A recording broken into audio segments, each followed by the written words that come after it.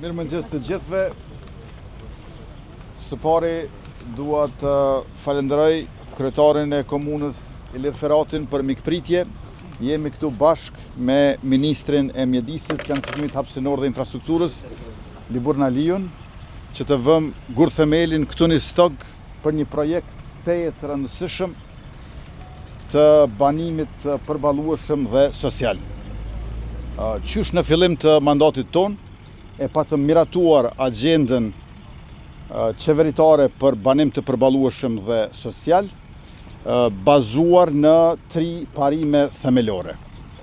Parimin e gjithë përfshirjes, parimin e mos segregimit dhe parimin e diversitetit. Banimi është e drejtë themelore e njeriut për jetesë nevojitet banesë.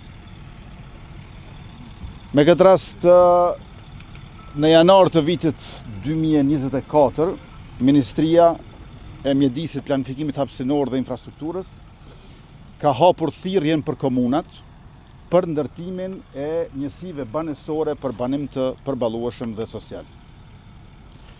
Me që rast 13 komuna nga 38 komuna saj ka Kosova kanë aplikuar dhe projektet janë bërë për 5 komuna.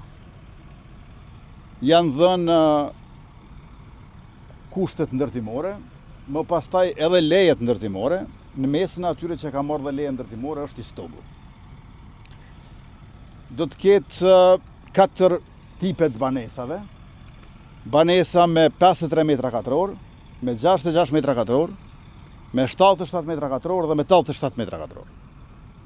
Kriteret që duhet t'i plotësojnë ata që do t'i përfitojnë këto banesa është që të mos e kenë problemin e banimit të zgjedhur, dhe me që bëhet fjalë për çifte të reja dhe prind vetushqyes, njeri prej prindërve të çiftit të jetë në moshën 37 vjeç.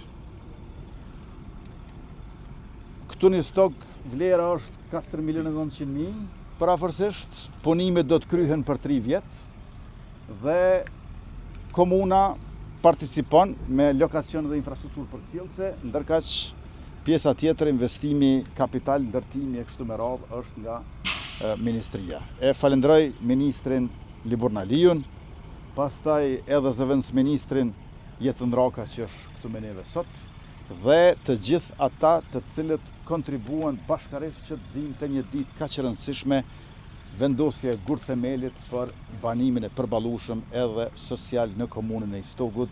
Urime e gëzofsh.